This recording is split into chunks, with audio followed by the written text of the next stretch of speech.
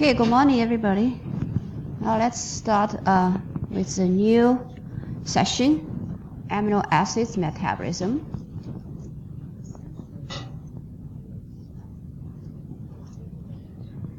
So let's talk about the basics about the protein structure. You guys assume learned a lot about protein, right, in your biochemistry class. So in general, a protein has a general formula and a chain of the amino acids like peptide. So peptide is a chain of amino acids, and the amino acid are linked together by the bond called peptide bond, right? And basically the protein has the different levels of structure. The primary structure is a sequence of a peptide, and the secondary, tertiary, and quaternary structure, right? Like 4 different levels of a structure. And amino acids are the building blocks of a protein. Right? Protein is made of amino acids. And amino acids, again, connected by or linked by a peptide bond and has 4 different levels of a structure. And this just gives you a better view of the 4 different levels of structure. The primary structure, secondary, and again, primary structure basically a sequence of the amino acids, and secondary structure has actually 2 different types of a secondary structure. One is called alpha helix, and the other one is a beta sheet, right? And tertiary structures and quaternary structures. So there will be more information about different structures, different levels. First is again the primary structure, the sequencing of the amino acids, right, in a chain, and that again with a strong covalent bond, the peptide, right, amino acids connect by peptide bonds. And secondary structure, again, is 2 different types, the alpha helix and beta sheet.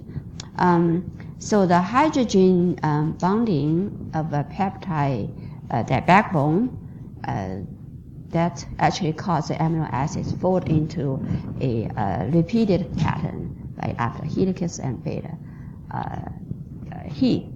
sheet.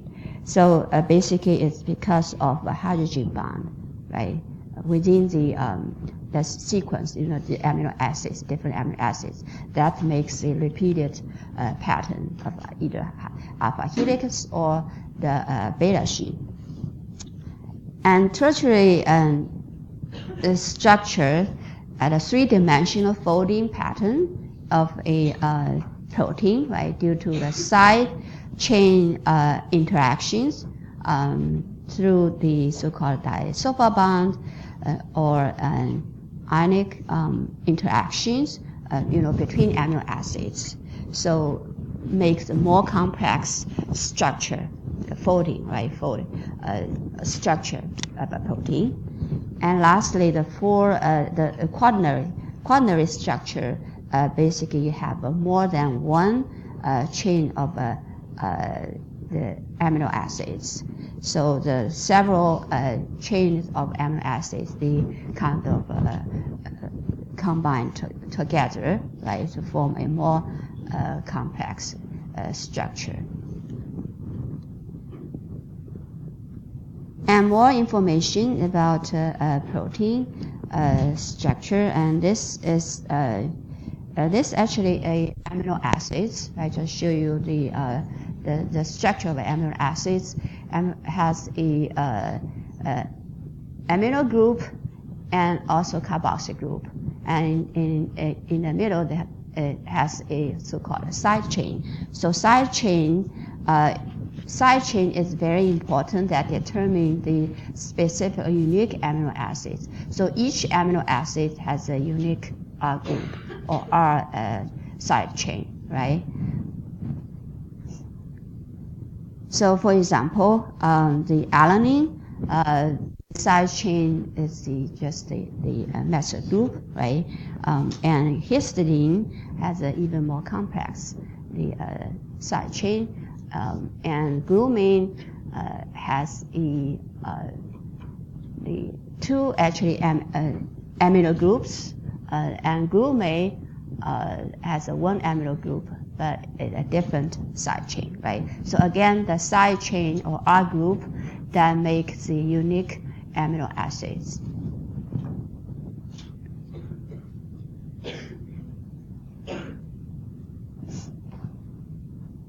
Okay, so here is the slide to show you the structure of the peptides, right? So again, peptide that formed by a number of amino acids that connect or linked by peptide bond.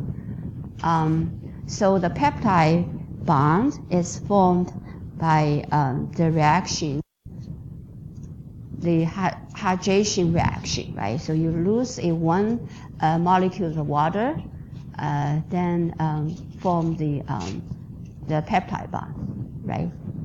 So the peptide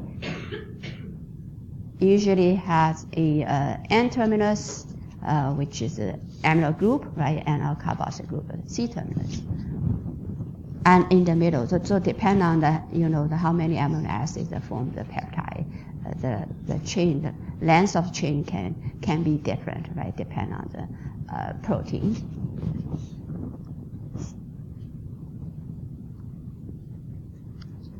So amino acids. So in general, we have 20 amino acids that required for protein synthesis in our body, right? So 20 amino acids total, and based on their whether they are required from the diet or not. So the 20 amino acids can be categorized into three different categories or groups. So first is the essential or indispensable amino acids. So we have 9 out of 20 amino acids are essential amino acids. So, for example, leucine, isoleucine, valine, lysine, threonine, tyrosine, tryptophan, phenylalanine, methionine, and histidine. So these 9 amino acids are essential amino acids. So what does that mean, essential amino acids? We learn about essential fatty acids, right? What does that mean, essential? Is that? Right, the body cannot synthesize. So we have to get these 9 amino acids from the diet. And non-essential or dispensable amino acids, about 10 amino acids are non-essential amino acids. Non-essential amino acids, that mean that our body is able to synthesize these amino acids, right? We don't need to get from the diet. And the third category is so-called semi-essential amino acids, right? So semi-essential amino acids, sorry, I probably have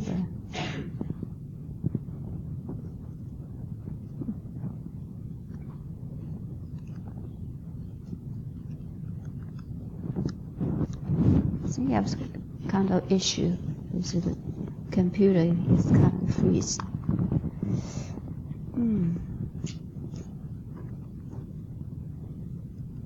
So semi-essential amino acids, that these amino acids actually only 2, right? Tyrosine and cysteine amino acids. They are our body is able to synthesize them, but it's from essential amino acids, right? So that means we have to get essential amino acids in order to synthesize semi-essential amino acids, right?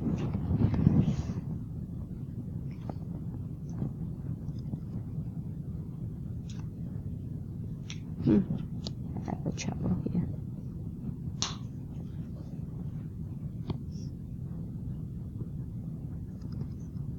Oh, okay. So it's work.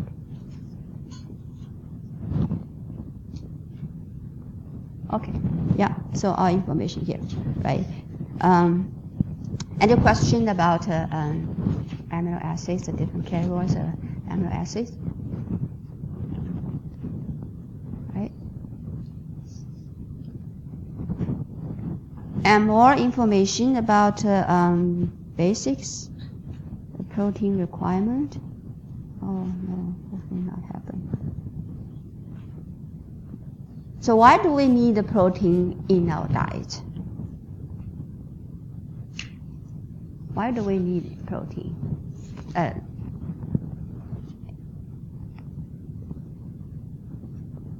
Because of some of the fatty acids, amino acids are essential, right? So we have to get this essential amino acids from the diet. That's one reason. And the second reason is nitrogen, right?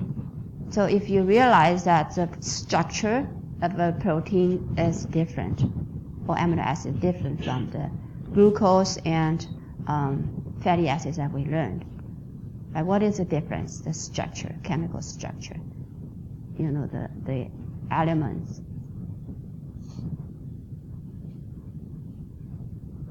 Nitrogen, right? The protein or amino acids has nitrogen, and glucose and fatty acids do not have a nitrogen, only carbon and hydrogen and oxygen, right? So we need to get nitrogen from the diet in order to synthesize amino acids in the body.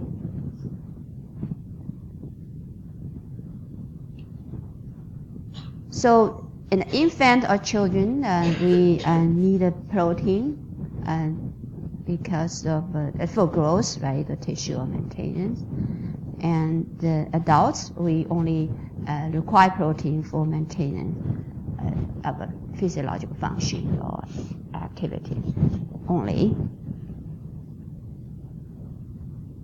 So what factors do you need to consider about a protein in terms of the quality of a protein? When you evaluate the quality of a protein, what kind of factors you guys think we need to consider?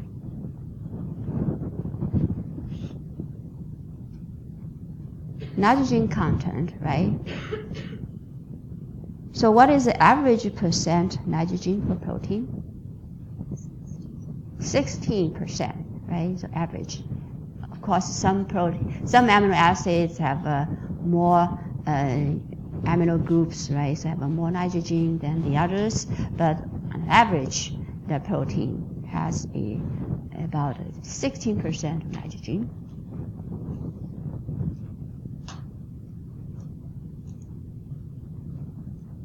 And essential amino acid content and a proportion in the protein, in this particular protein, is very important, right?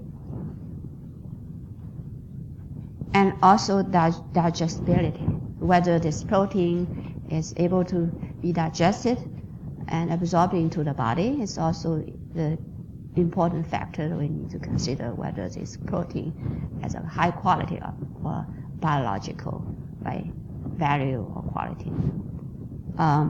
And the human variabilities, you know, some amino acids are very similar to the humans. For example, animal protein, usually have a higher biological value compared to plant proteins, right? That's the variability, the similarity. So we need to consider these factors for evaluation of protein qualities. So basically, the ability of a protein to be digested and absorbed, right?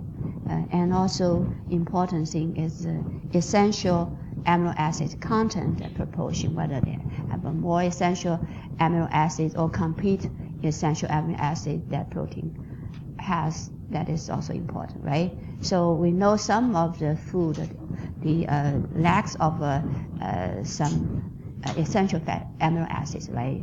So we usually sort of, combine the different type of food. So in order to get all essential amino acids that we need, right?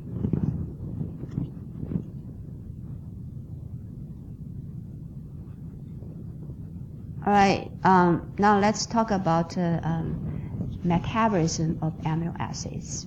So this diagram shows us the overall pictures of the amino acids and metabolism. So in our body, there is a free amino acids pool, and this free amino acids pool can be in the circulation or in the tissues, right? So the free amino acids pool is dynamic.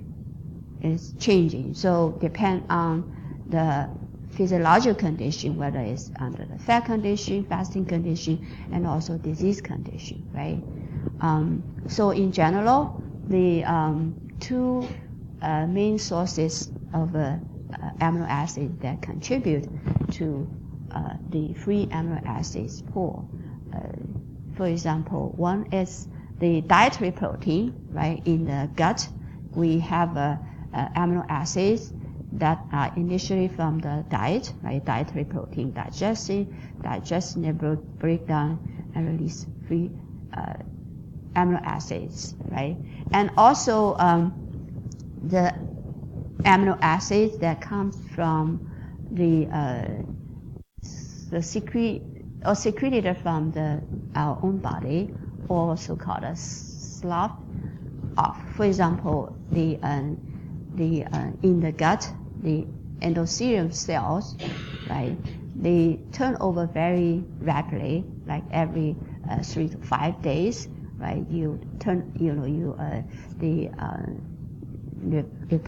replenish the endothelium cells, right? So cell died and they slot off and then replaced by new endothelium cells, right? So the dead cells will also be digested and contribute a lot of amino acids in the gut. So the dietary proteins and also the dead cells, digestion of dead cells, both contribute to amino acids in the gut that can be absorbed into the body and contributing to the free amino acids pool, right? And the other important sources of free amino acids in the body is from the degradation of body proteins, and this pathway is more active during the fasting condition, right? The body will break down the protein and to provide energy for the body. But of course, some of the protein, our own cell in the circulation or in the tissue also replenish, right? But probably at the relatively longer time, the turnover rate, right, takes longer time as compared to the endothelial cell in the gut. But all this will contribute to the free amino acid pool in the body. So, and then the free amino acids pool. I also wanted to point out that for the sources of a gut amino acids, normally that happened more actively, right, in the fat condition, right, and body protein degradation happening more more active during the fasting condition, right? So now how amino acids are metabolized in the body. So there are three pathways, right, for amino acid metabolism in the body. First is the nitrogen catabolism. So if the metabolism is different from the metabolism of glucose and fatty acids, is nitrogen metabolism, because protein contains nitrogen, right?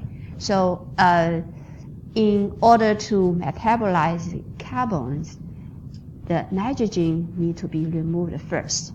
So the nitrogen metabolism is very important, and the purpose of a nitrogen metabolism is to remove amino group or nitrogen from the amino acids molecules, and then the carbon of the amino acids then be catabolized, right, and provide energy for the body during the fasting condition. So, so in general, I think nitrogen metabolism is more pathway. So nitrogen be removed from amino acids and released in the form of ammonia, right? So ammonia is toxic to the body, right? So need to be removed. So ammonia then be used to synthesize urea. So urea is the molecules that can be removed out of the body, right? So and also there is a pathway that non-protein compounds that can be synthesized from the amino acids, right? Like purines and creatines. These molecules, compounds, can be synthesized from the amino acids. All right, and of course, under the fat condition, lots of amino acids are used for synthesis of protein and stored in the body, right?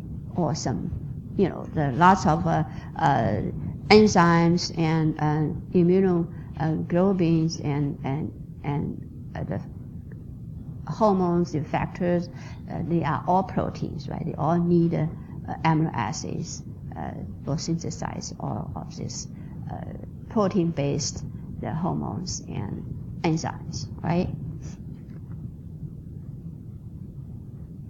Any questions about this overall picture of amino acid metabolism?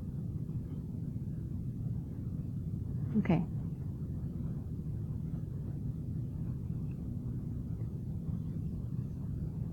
So again, the amino acid metabolism into the two different types, right? The one is amino group metabolism, the remove of nitrogen, and also carbon skeleton metabolism, right? To break down the carbon skeleton and for the energy sources. So in the nitrogen metabolism, the common reactions or catabolic reactions for removing amino group or nitrogen are transamination reactions and the deamination reaction, right? So transamination, the purpose of a transamination is to remove amino group from amino acids and transfer the amino group to another carbon skeleton, for example, a ketone acid, right?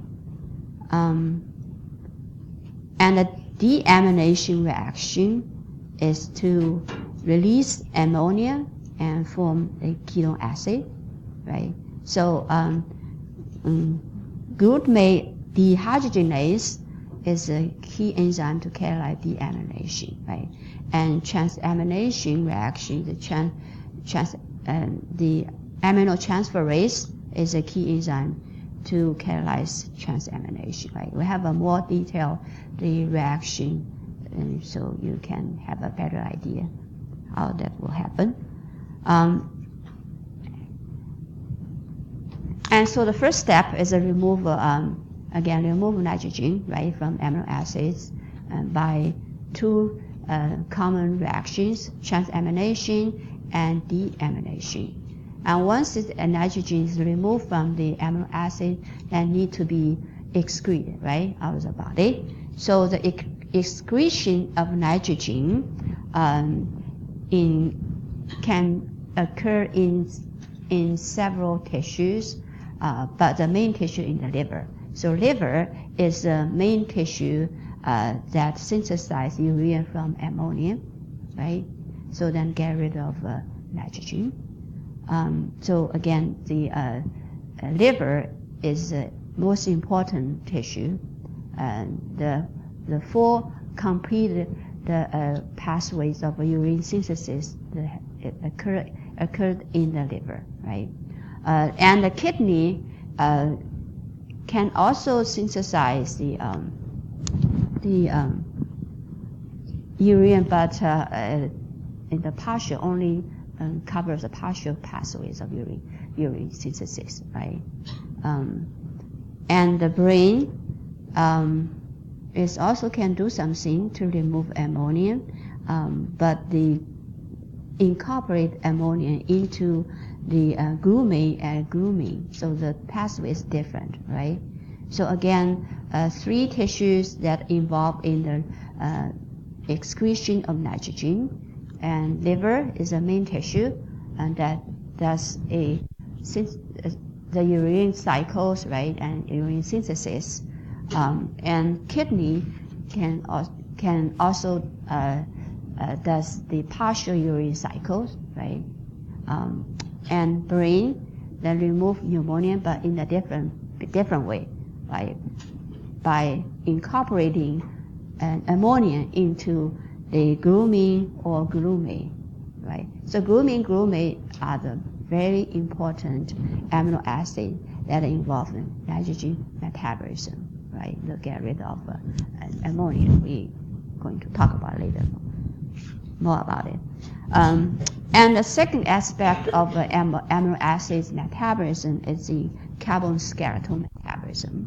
So once the nitrogen is removed, the remaining carbon in the structures of the amino acid that can be catabolized, through the similar, well, not very similar, not similar, but can be catabolized to generate the energy foods, for example, acetyl-CoA, right, and also the ketone bodies, right, for the body. But these carbon skeleton of amino acids can also be used for synthesis of the glucose, right, gluconeogenesis. So the three pathways that the carbon skeleton of amino acid can go for providing energy sources. Again, first is the complete oxidation, right, and generate acetyl-CoA, and second, synthesis of ketone bodies, but only some of the amino acids, right, and the lastly is for the gluconeogenesis to produce glucose, right.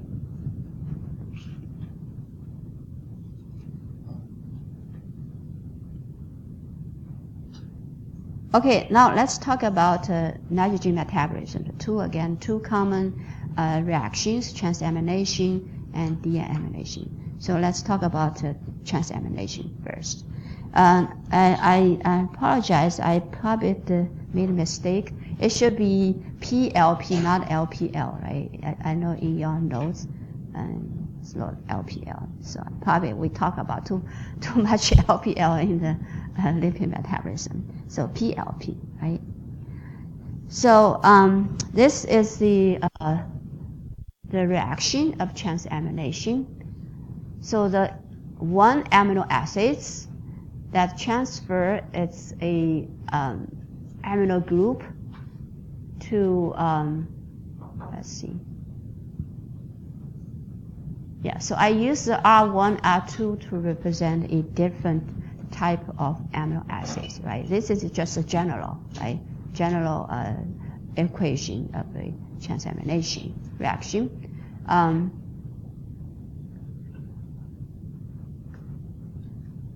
Okay, so so the amino group, right, is transferred from amino acids 1 to keto acid 2, right? So then forming amino acids 2, right? So the and the amino acid 1, once the amino group is removed and becoming alpha keto, not alpha keto, the keto acid 1, right? Is that clear? So actually 2 different type of amino acids that involve this reaction. So amino group transfer from one amino acid to the another keto acid, forming a different amino acids. So amino acid 2, right? And the amino acid 1 then become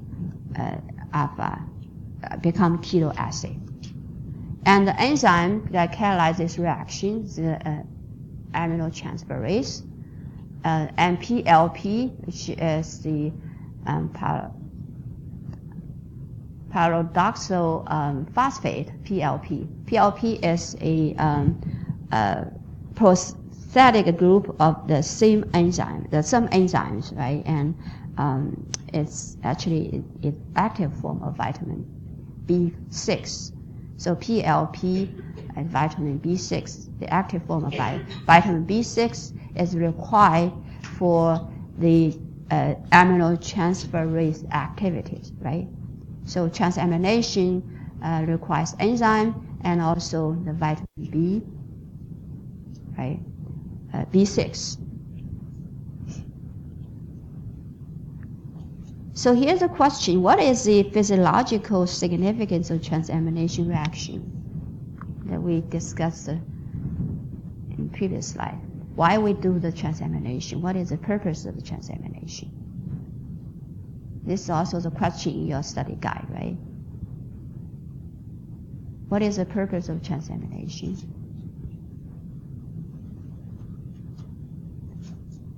It's to remove nitrogen, right? Amino group from one amino acid. So in order to be further metabolize the carbon skeleton, that nitrogen has to be removed first, right?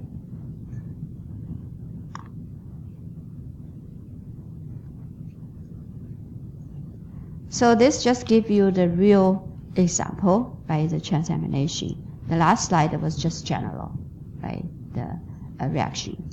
So the amino acids is the alanine and keto acid, alpha ketoglutarate, right, in this reaction.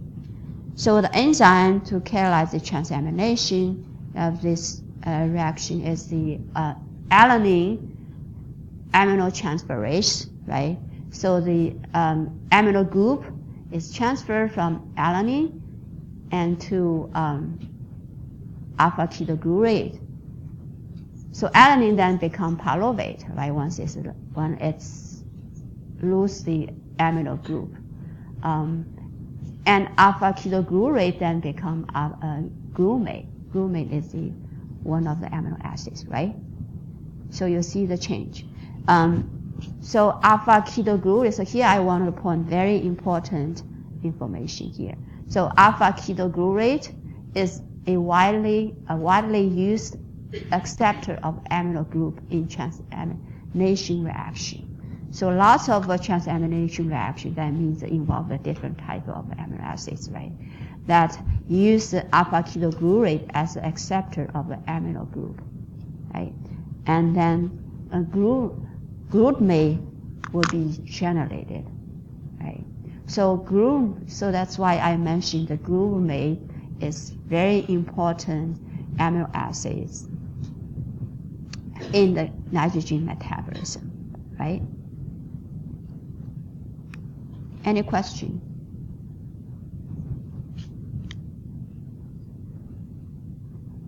Okay, so another example, the aspartate also use alpha ketoglutarate, right? It's a common, again, acceptor of a amino group. So, but different enzyme, aspartate amino transferase and also PLP is required for this reaction. So, once the amino group is transferred from an aspartate to alpha ketoglutarate, aspartate then become oxaloacetate, right? And again, glutamate is generated or formed. So you see the common things, right, in the two different transamination reaction, alpha ketoglutarate and the glutamate. They are the same, right? So in most of the transamination reactions, they always use the alpha ketoglutarate as acceptor and generate the glutamate.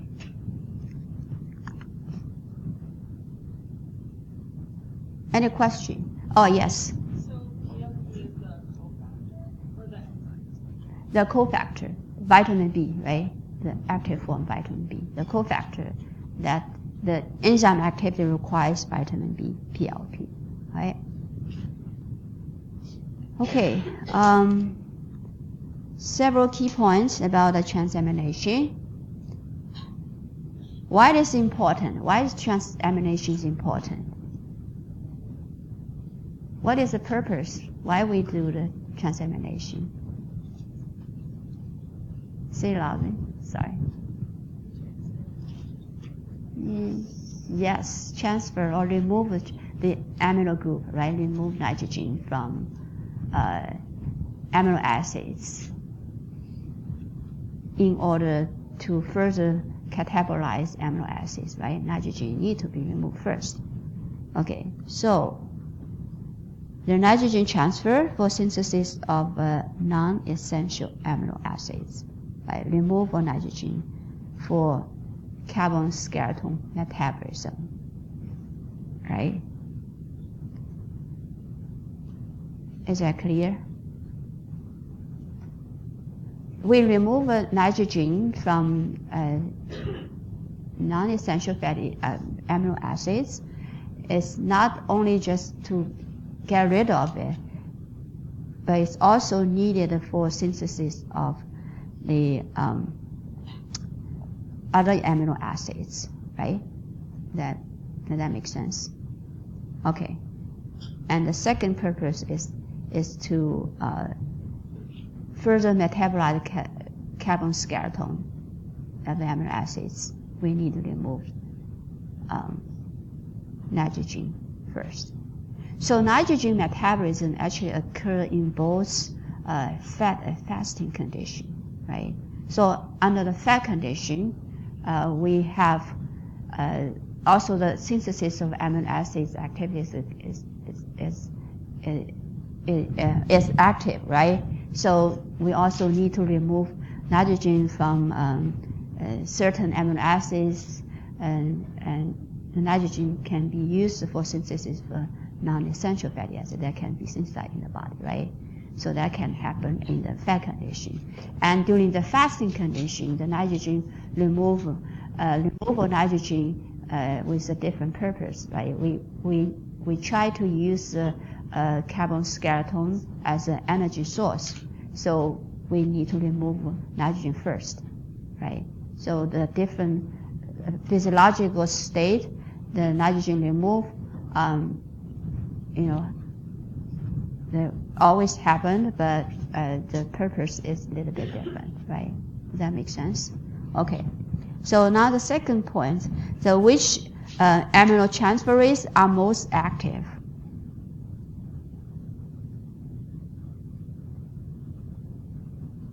Have any idea? Do you have any idea? Okay, let's, yes, you're right. Alanine aminotransferase and aspartate aminotransferase, right? The two transamination enzyme is most active. So third point, which amino acid is a key intracellular hub for transamination reaction? Yes, glutamate. Okay, glutamate, right? I explained, right? We always use alpha ketoglutarate as a acceptor of an amino group and always generate glutamate, right? Why is it important that we have a more detailed explanation later, right? So glutamate is very important. The amino acids, right, that involve the transamination. And reversible reactions. So which direction? So transamination is kind of reversible, can go the right and also go the back, left. So which direction predominates in the fat state? What do you expect? In the fat state.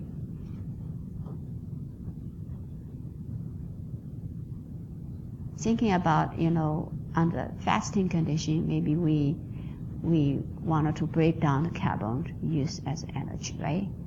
And fat condition.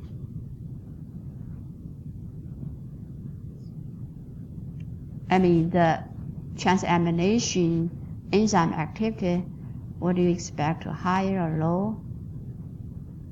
Higher? Why? Let's see. Okay, transamination actually is not active in the fat state.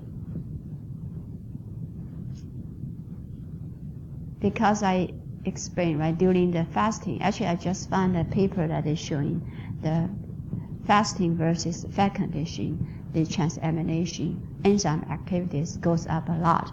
So that means under the fasting condition, our body need to use protein, right, or amino acids to produce energy substrate, energy fuels. So then the removal of nitrogen, this kind of activity probably is very high, right? We wanted to remove nitrogen and break down carbon and for production of energy fuels, right? So which vitamins is required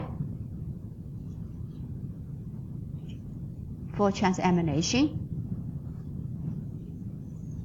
B6, right? Vitamin B6. Okay. And do all amino acids undergo transamination as the first step? Yes or no? No, right? So for example, the amino acid that I listed here, threonine, lysine, proline, tryptophan, arginine, and they do not directly undergo transamination, right? So some of because we have another common reaction for nitrogen metabolism, right? The deamination. So some of them amino acids will go to different route, right? The deamination. So not all the amino acids will go to the transamination reaction, right?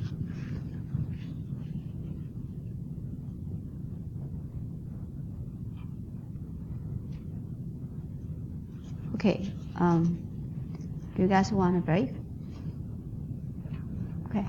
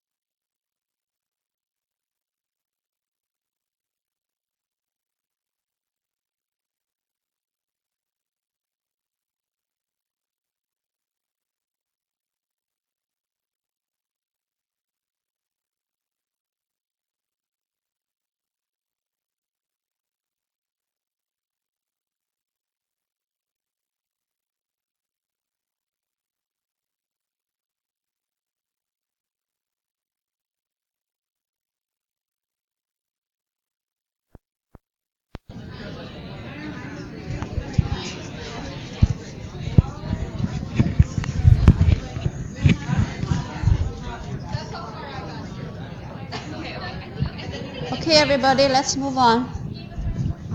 Oh, I forgot to mention that the exam 2 was great. I think you guys did much better than exam 1. So average, the mean is 42 point something, right, Teresa?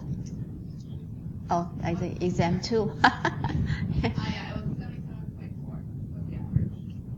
Oh, 77.4%. Oh, wow, yeah. Very good. So, nice. Nice job. Okay. Now, let's talk about a deamination, right? Another reaction, common reaction in nitrogen metabolism or nitrogen removal.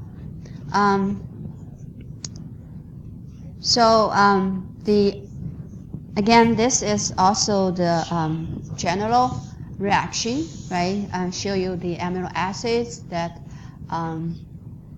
give the amino group and then become the alpha keto acid, and the amino group then become the ammonia, right? So the amino group directly remove from the amino acids and release the ammonia, right? So this is a deamination reaction, right? And amino acid then become alpha keto acid. So there are two different types of ammonia. So ammonium and ammonium, they can kind of interconverted depending on the pH, or something like this, right? So here is the real example, the threonine that I mentioned in the last slide. Right? Remember, threonine and plus several other amino acids, they are not undergo transamination, but directly to deamination, right? Threonine, the threonine dehydratase is the enzyme that catalyzes the removal of a ammonium group and release ammonium and become alpha ketoglutarate. And this enzyme reaction also requires the PLP, right? So vitamin B is also needed for the enzyme activities, and water is also generated in the deamination reaction, right? So again, dehydratase is the enzyme that catalyzes the deamination and requires the vitamin D PLP, right, for the activity.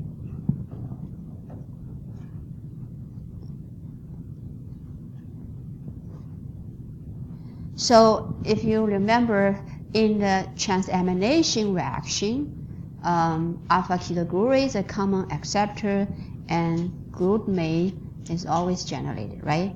So what glutamate will do, or the next step, the glutamate will undergo the deamination, right, and release the ammonia. So this is a reaction. So glutamate dehydrogenase is the enzyme that catalyzes the removal of a ammonium or the amino group from glutamate, right, and released as the ammonium, and glutamate itself then be converted to alpha ketoglutarate, right, back to alpha ketoglutarate. So alpha ketoglutarate can be used again for the another transamination, right, from the different amino acids.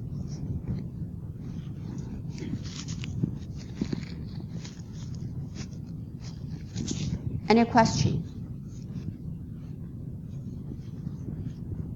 So transamination, deamination, the reaction work together. Depend on, again, the different type of amino acids. Some amino acids may go through the two reactions, and some amino acids only go one reaction, right? And glutamate is very important amino acid that are involved in this reaction, right?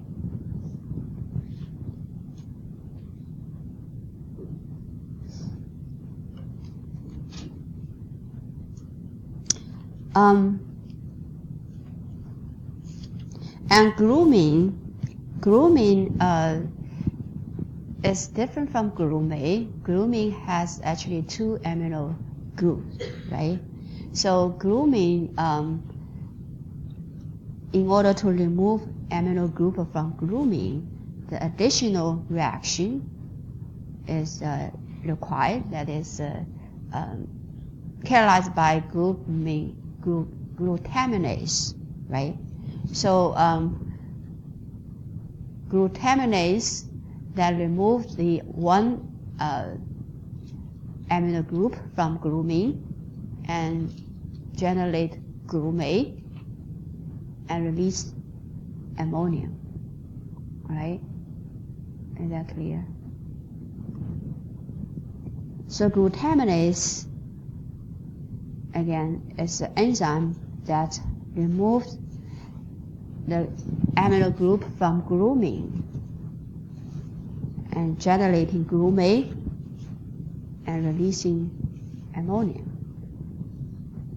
So ammonia eventually will need to be removed through the urine cycles in the liver primarily, right?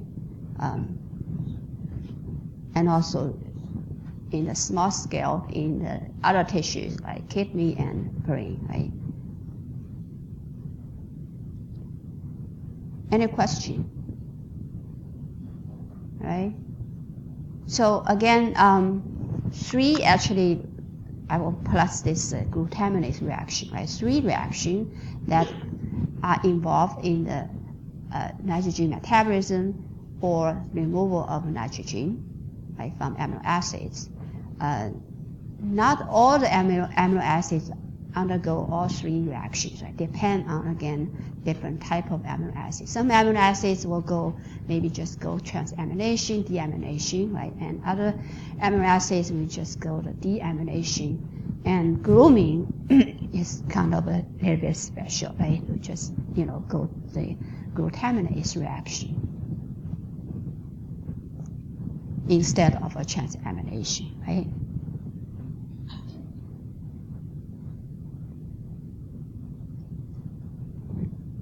Okay, now this slide shows us the overall flow of nitrogen in amino acids catabolism. The 2 reaction, right? This is pretty typical for most of the amino acids. The glutamine is a kind of exception, right? So for most of the amino acids will go 2 reactions, transamination, step 1, and reaction 1, or the deamination reaction 2. And by a different enzyme, right? Aminotransferase catalyzes transamination, right? Remove amino group from one amino acids and transfer it to the alpha keto acid, right, forming glutamate. So alpha ketoglutarate is and glutamine, right? These 2 very important metabolites or amino acids that are involved in transamination. And the next, the deamination. So deamination, that once the glutamate is formed, then the glutamate will need to be further metabolized by removing the nitrogen or amino group for glutamine. So the deamination is a second step or second reaction that removes the nitrogen or amino group from glutamate, right? Glutamate, and releases ammonia. So ammonia then eventually enter the urine cycle for the synthesis of urine and excreted, right? So this sort of put 2 transamination and deamination together, right? And see how this 2 reaction works to remove the nitrogen from amino acids, right?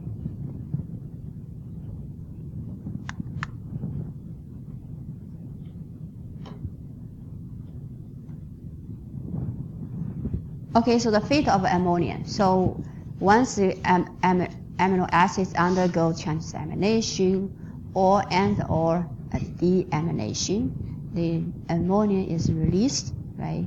And so ammonia is toxic, right? You need to get rid of ammonia. So the urine cycle is the most important way to remove the ammonia out of the body. So ammonia is used to synthesize urea, like urine cycle, and also the glutamine synthesis. So ammonia can also be incorporated into the glutamine. So glutamine synthesis is the sort of a backup approach, right? Backup method to remove ammonia.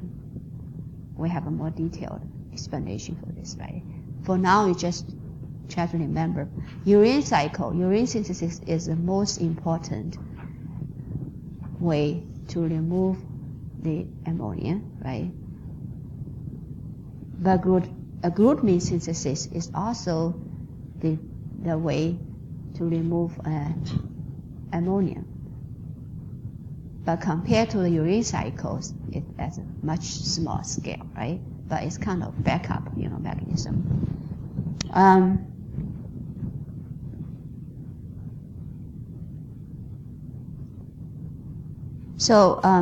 That's just a reaction I think I described, right, a couple of slides ago. The glutamine.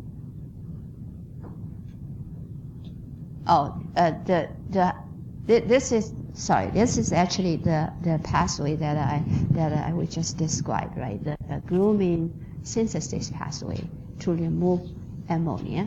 So ammonia be added to glutamine and be added to glutamate, right, and forming glutamine. So again, glutamine has two amino groups, right, and glutamate only has one. So the glutamate can take ammonia and forming glutamine, and this reaction is carried out by glutamine synthetase, right? So this is also the backup method to remove ammonia. All right, is that clear? Any question?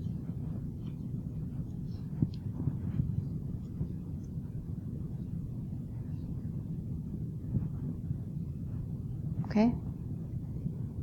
So 2 questions. The amino group is removed and ammonia is produced. How do we get rid of ammonia? What is the main pathway or main method that we? Urine cycle, right? Urine cycle is the most important pathway or method to remove ammonia. And also the backup glutamine synthesis, right? The backup method. So 2 methods. Again, urine cycle is the most important.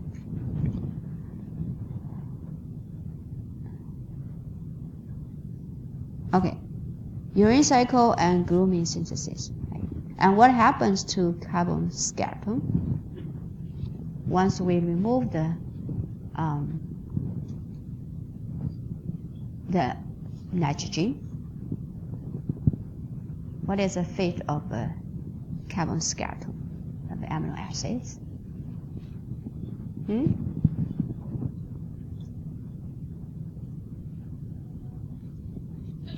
Okay, yeah, very good. For synthesis of energy fuels, right? For example, acetyl-CoA that can be completely oxidized through the TC cycle for energy ATP production, right? And ketogenesis, ketone body synthesis, and also gluconeogenesis, right, for synthesized glucose. Oh, yeah, I don't think okay. All right, so let's talk about a urine cycle. So complete urine cycle is only occur in the liver, right? So liver is the most important tissue that can do urine cycle completely, right? So all the urine cycle can be completed in the liver. And kidney and also small intestine can only do partial urine cycle, right? So here it just represented the mitochondria, right? And this part is cytosol. So the urine cycles takes place partially in the mitochondria and partially in the cytosol, right? Some part of a reaction occur in the mitochondria, and the rest of the cycles occur in the cytosol. So basically, the two steps, right, occur in the mitochondria. The rest of steps in the cytosol. So if you can see that the starting molecules of urine cycles are the ammonia and CO2, right?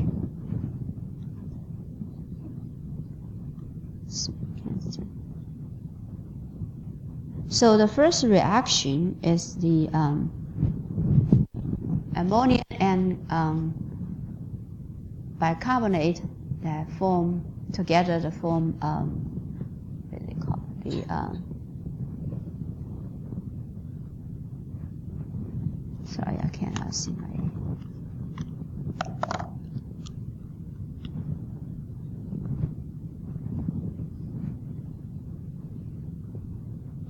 Okay, so form the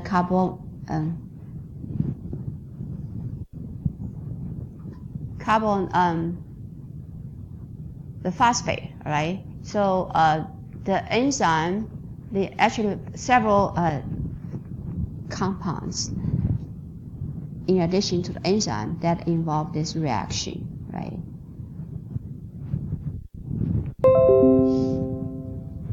So carboxyl phosphate synthase 1, right? CPS1 is the key enzyme for this first step reaction.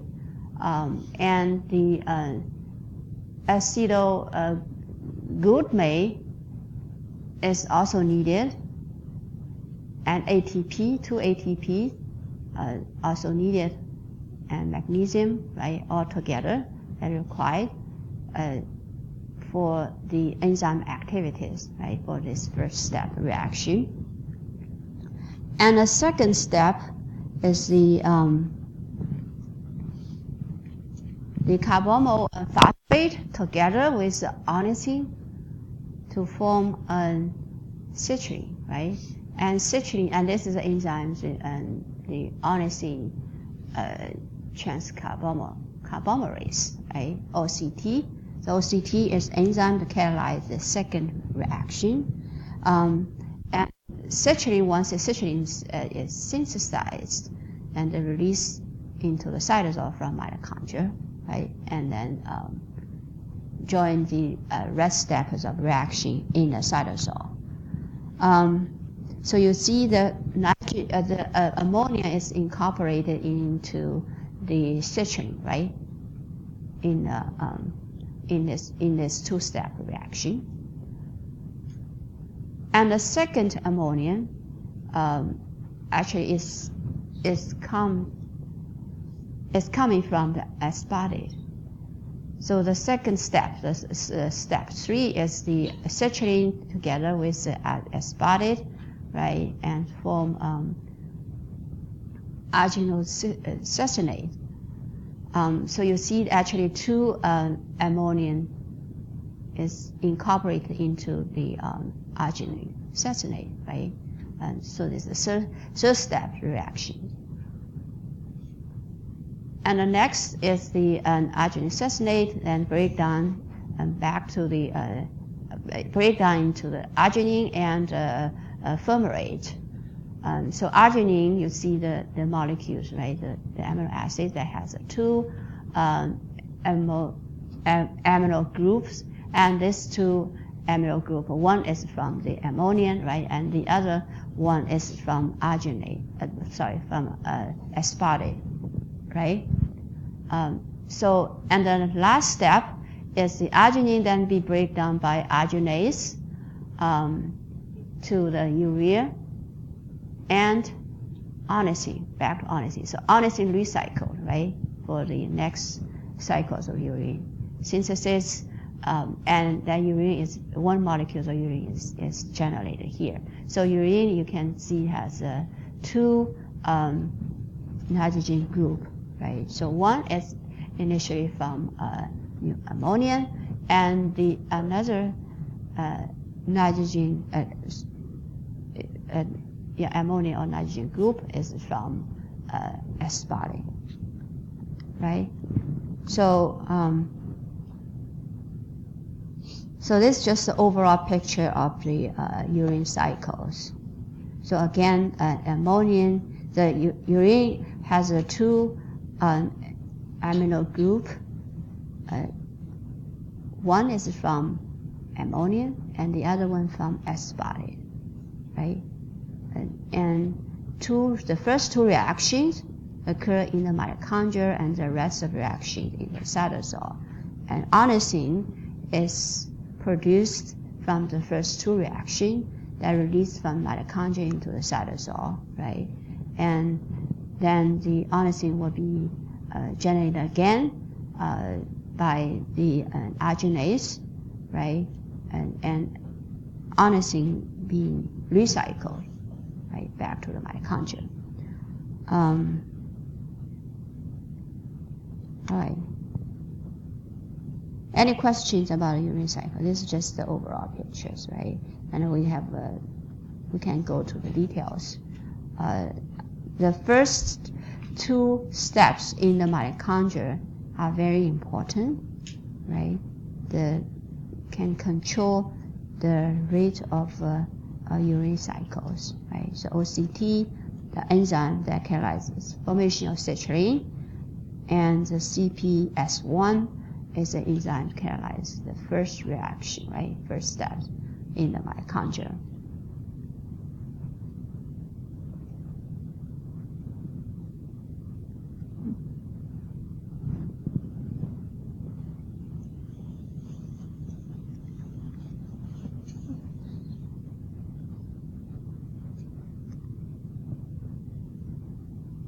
Okay, more information about urine cycle, so summary. So reactions occur in the matrix of the liver mitochondria and also in the liver cytosol of periportal hepatocytes. And you wanted to remember this, the place, which type of cells in the liver, right? But liver has a different type of hepatocyte or liver cells. And urine cycles that occur specifically in the periportal hepatocyte, right? We have more details about the backup urine synthesis pathway, right, in the liver, but occur in another type of hepatocyte, right? But for now, we just remember urine cycle is happening in the periportal hepatocyte, right? So the first two steps take place in the mitochondria of periportal hepatocyte, and the rest steps take place in the cytosol of periportal hepatocyte. So CO2 as a bicarbonate, ammonium, ornithine, and citrulline enter the mitochondrial matrix, right, through the specific carrier proteins that are present in the inner mitochondrial membrane, right? So, if you still remember that bicarbonate, CO2, right, or ammonia that need to be enter the mitochondria for the urine synthesis reaction, right? So, and this process requires a carrier protein or sort of transport protein, right? Transport ammonia or bicarbonate into the mitochondria. And ornithine also need to be transported into the mitochondria, right? And citrulline need to be transported out of the mitochondria into cytosol. So all these molecules in and out of the mitochondria require carrier proteins. But you probably don't need to remember specific carrier proteins. So ornithine gets recycled, right, in the last steps of urine cycles, and is transported back to the mitochondria for the next cycles of urine synthesis.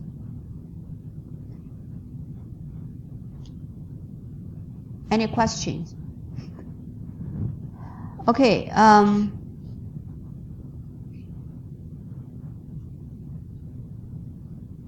So now we already finished the nitrogen metabolism, right? We need to remove nitrogen first in order to catabolize the carbon skeleton of amino acids. Again, through the two main reactions, right? Transamination, deamination, and grooming synthesis, right? The reaction that can remove the nitrogen from the amino acids, and the byproduct of the nitrogen metabolism is the ammonia, right? Ammonia is toxic, so we need to remove ammonia from the body. So what will happen if we, for example, if we have liver failure, the liver cannot function, what will happen? That we just learned about, nitrogen metabolism. What about ammonia levels? What do you expect ammonia levels in the circulation if liver cannot function well? High, right? And if you have a higher levels of ammonia, what will happen? Which organs, tissue that affect the most? No. Brain, right? So that's very important. We need to have a normal function of the liver to get rid of ammonia, right? So urine cycle, that's very important, that occur in the liver, right? The main purpose of a urine cycle is to remove or get rid of ammonia, right?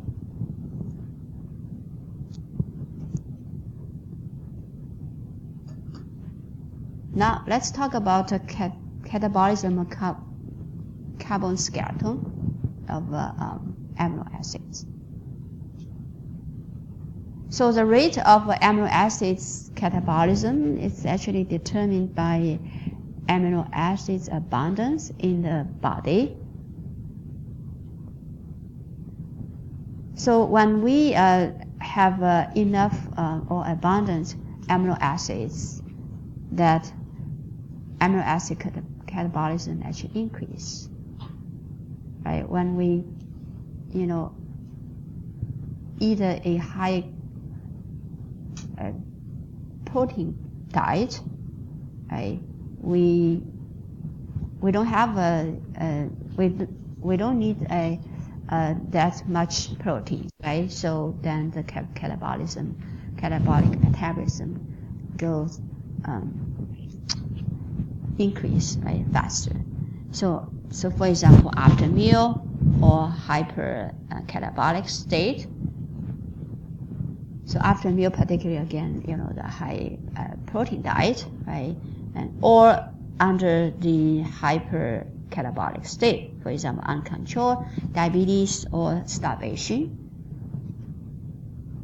And we also need to catabolize protein, catabolize carbon skeleton for energy, right? So two different conditions, either eat too much proteins or under the fasting or under the uncontrolled diabetes, that the carbon skeleton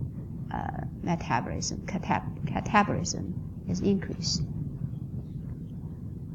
And decrease when we don't have enough amino acids or protein in the body, right? Under like a negative,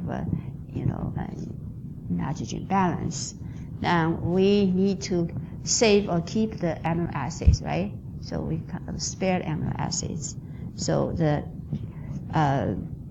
for example, diet deficient in amino acids, but have adequate energy under this kind of specific condition, that amino acids catabolism decrease, right? So a little bit complicated, right? Not that straightforward, but you need to think about it, under which conditions our body need protein for just for maintenance, or need protein for energy metabolism, right? Something like this. So then you can figure out whether the catabolism of amino acids increase or decrease, right? Okay, any questions? Right? Okay, let's just stop there, and then we have informal writing, right?